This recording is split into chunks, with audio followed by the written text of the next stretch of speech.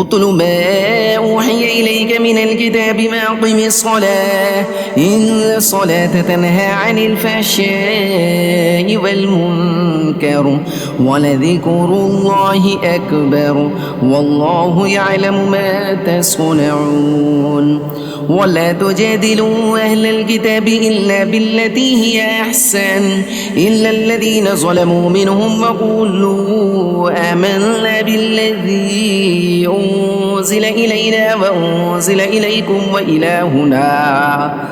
وإلهنا وإلهكم واحد ونحن له مسلمون وكذلك أنزلنا إليك الكتاب فالذين آتيناهم الكتاب يؤمنون به ومن هؤلاء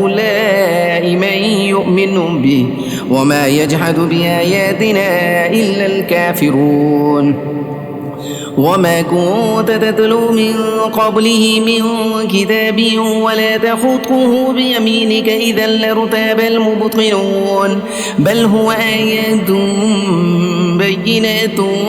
في صدور الذين أوتوا العلم وما يجحد بآياتنا إلا الظالمون وقالوا لولا أنزل عليه آيات من ربه قل إنما الآيات عند الله وإنما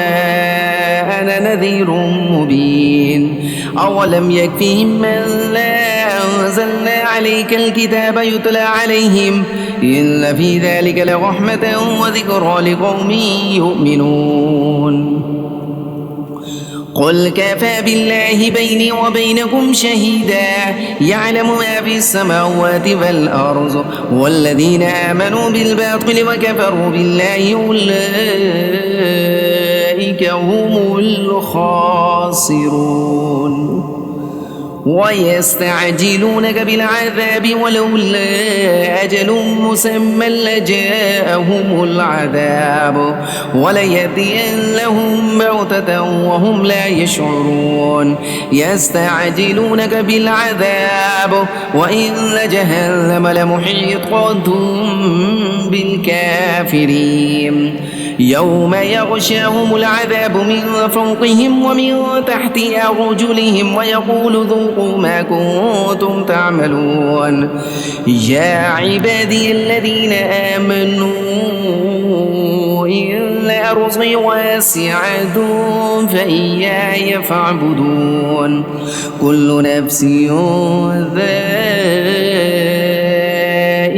ذائقة الموت ثم إلينا ترجعون والذين آمنوا وعملوا الصالحات لنبوئنهم من الجنة غرفا تجري من تحتها الأنهار خالدين فيها نعم أجر العاملين الذين صبروا وعلى ربهم يتوكلون وكأي من دابة لا تحمل رزقها الله يرزقها وإياكم وهو السميع العليم ولئن سألتهم من خلق السماوات والأرض وسخر الشمس والقمر ليقولن الله فأنى يؤفكون الله يبسط الرزق لمن يشاء من عباده ويقدر له إن الله بكل شيء عليم ولئن سألتهم من نزل من السماء ماء فأحيا به الأرض من بعد موتها ليقولن الله قل الحمد لله بل أكثرهم لا يعقلون